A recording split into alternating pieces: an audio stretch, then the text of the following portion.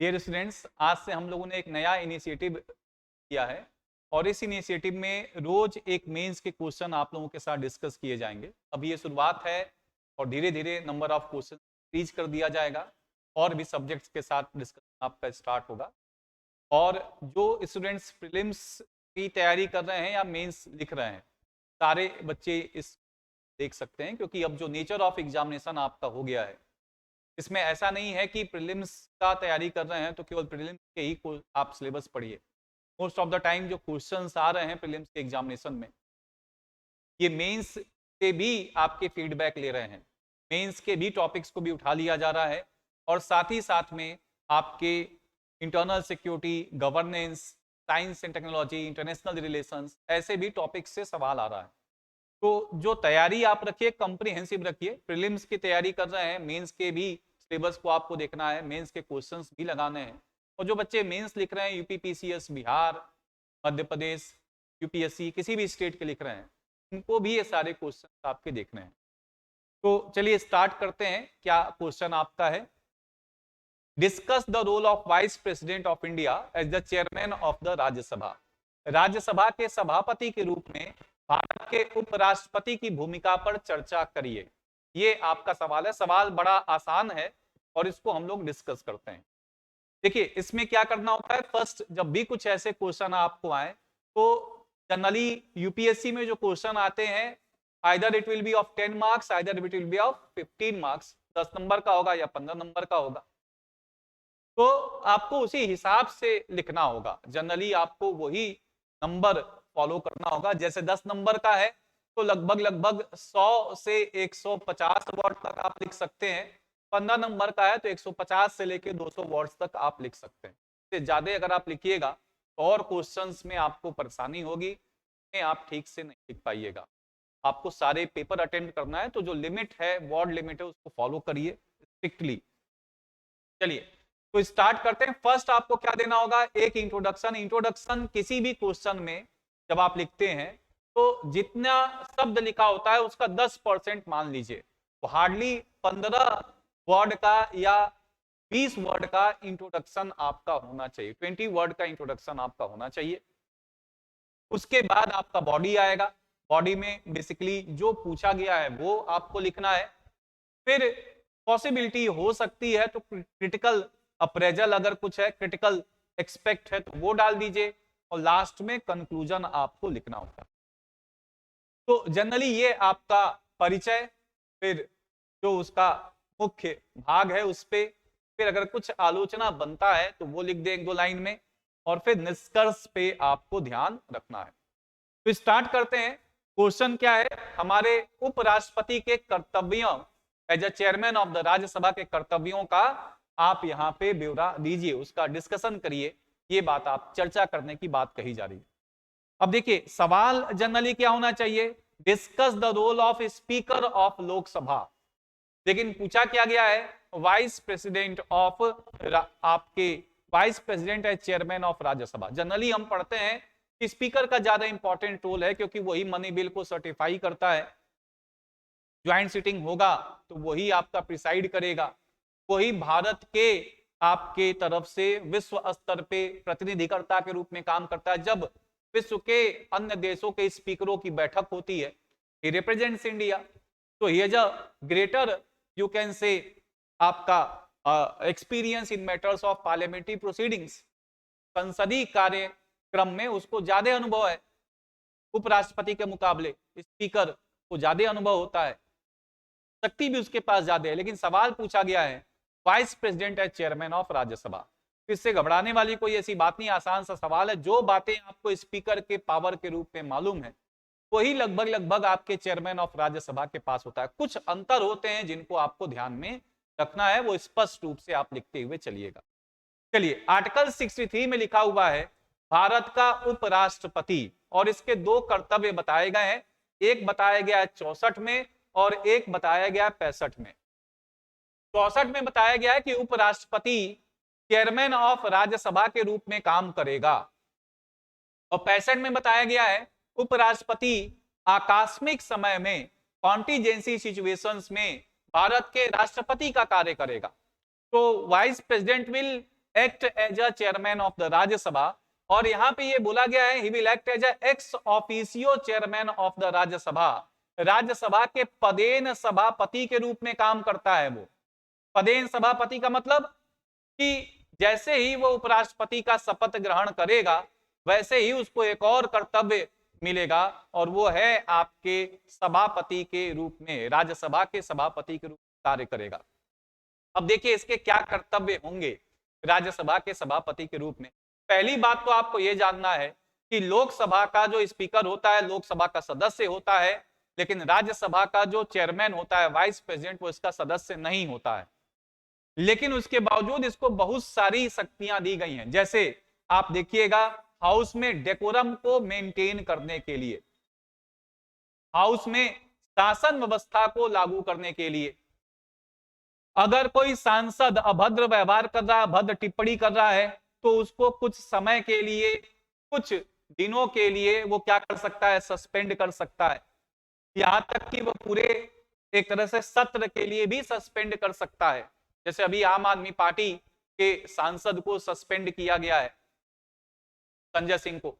तो ये बात आप देख सकते हैं कि यहाँ पे सस्पेंड भी कर सकता है आपका चेयरमैन। दूसरा बात आप यहाँ पे क्या देख सकते हैं, और क्या काम होगा, जैसे स्पीकर के पास पावर होता है कि किस बिल पे कितने देर की बहस होनी चाहिए, उसका समय आवंटन भी ये करता है। कार्य की प्रक्रिया क्या होनी चाहिए, राज्यसभा के कार्य की प्रक्रिया क्या होनी चाहिए, उसका भी निर्धारण करता है। उसी के प्रोसेस में आप देखिएगा कई सारे मोशंस आ सकते हैं गवर्नमेंट के अगेंस्ट, कई सारे रिजोल्यूशंस आ सकते हैं। तो कौन सा मोशन, कौन सा रिजोल्यूशन कैसा है, कौन सा प्रस्ताव, कौन सा संकल्प कैसा है, ये सब निर्धारण आपके चेयरमैन ऑफ द राज्यसभा के रूप में काम करता है।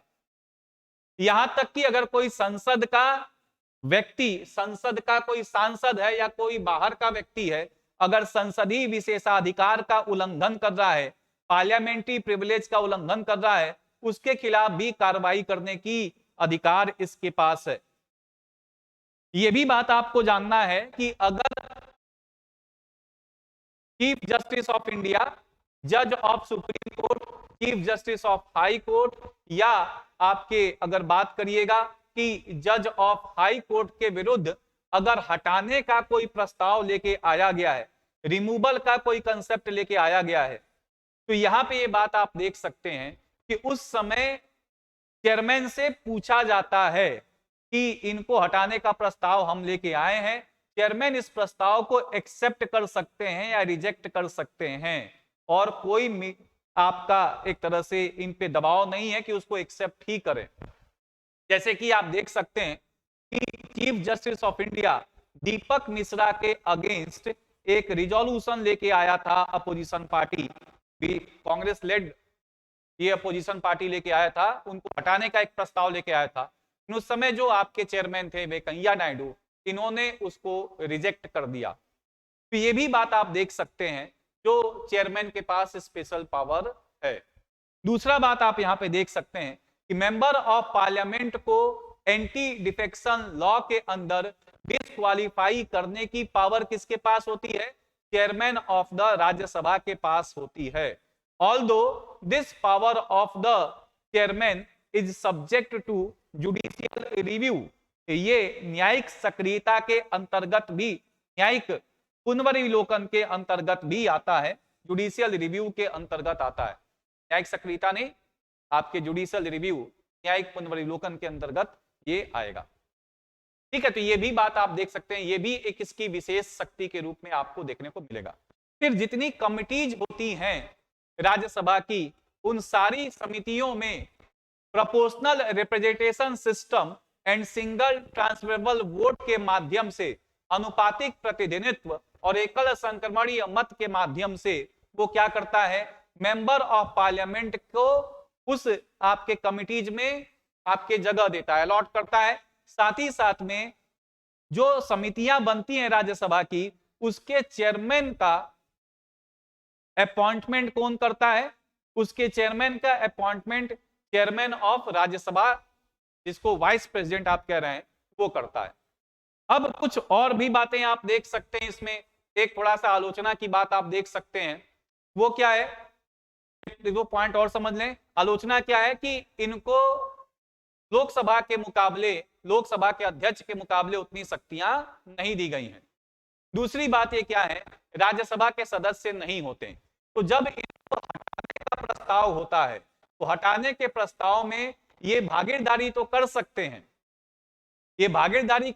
हैं, लेकिन ये अपने हटाने के प्रस्ताव में मतदान नहीं कर सकते। ये हटाने के प्रस्ताव में क्या नहीं कर सकते हैं, वोटिंग नहीं कर सकते हैं, मतदान नहीं कर सकते हैं। ये भी बात आपको जानना है। दूसरी बात एक और इसमें समझना है कि ये किसी भी बिल पे अगर राज्यसभा में मतदान हो रहा है या किसी भी बात पे रिजोल्यूशन पे मतदान हो रहा है तो इनको प्रथम दृष्टया मतदान करने का कोई अधिकार नहीं होता है। डेडलॉक को रिजॉल्व करने के लिए, गतिरोध को समाप्त करने के लिए ये कास्टिंग वोट का उपयोग करते हैं, निर्धारित मत का उपयोग करते हैं। तो ये भी इनके कर्तव्यों में आएगा। तो क्या क्या कर्तव्य आप लिख सकते हैं, कास्टिंग वोट हो गया, एंटी डिफेक्शन लॉ हो गया, फिर आपके जजेज of supreme court, high court को हटाने में इनका डिस्क्रिशन है पूरी तरह से, फिर संसद राज्यसभा को पूरी तरह से रेगुलेट करने में बिल कब रखा जाएगा, उसके समय सीमा क्या होगा, सांसदों को कितना समय दिया जाएगा बोलने के लिए प्रत्येक सांसद को, साथ ही साथ में अगर वो संसद की अवहेलना कर रहे हैं तो उनके खिलाफ कार्रवाई भी कर सकते हैं, संसदीय विशेषाधिकार का कोई उल्लंघन कर रहा है तो उसके खिलाफ भी कार्रवाई कर सकते हैं। ये सारे कर्तव्य आप देख सकते हैं।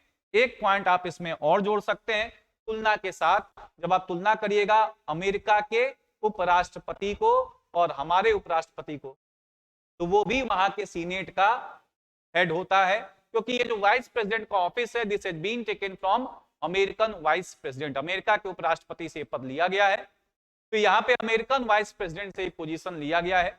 अब यहाँ पे देख सकते हैं कि जैसे वो वहां पे अमेरिका का वाइस प्रेसिडेंट सीनेट का हेड होता है, वैसे ही हमारा जो इंडिया का वाइस प्रेसिडेंट होता है ये हमारे अपर हाउस का हेड होता है। लेकिन अंतर क्या है, अमेरिका का वाइस प्रेसिडेंट अगर अमेरिका का प्रेसिडेंटशिप का पोजीशन वैकेंट होगा तो he will be president of America for the remaining time, whereas अगर भारत की आप बात करिएगा तो हमारा जो उपराष्ट्रपति होगा अधिकतम 6 माह के लिए बन सकता है, क्योंकि संविधान में लिखा गया है कि 6 माह के अंतर्गत ही नए उपराष्ट्रपति का चुनाव हो जाना चाहिए। तो ये सारा कर्तव्य आपने देखा। Discuss the role of vice president as the chairman of the Rajya Sabha. Conclusion में आप एक लाइन में लिख दीजिएगा कि with these powers the chairman ensures that the house is running in a proper manner and the functions of the parliament और the functions of the Rajya Sabha is properly implemented. ठीक है, तो आज के लिए इतना ही। हम नेक्स्ट कल आप लोगों के साथ एक नए सवाल के साथ मिलेंगे। Thanks to all.